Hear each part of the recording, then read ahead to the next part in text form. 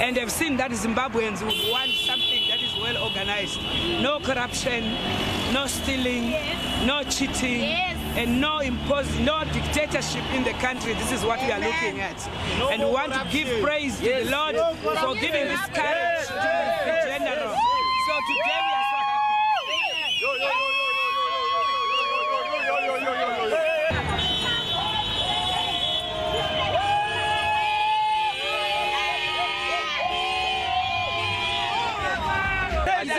Like God is coming. This is more than my birthday. end of the year. It's a nice thing. More than my birthday.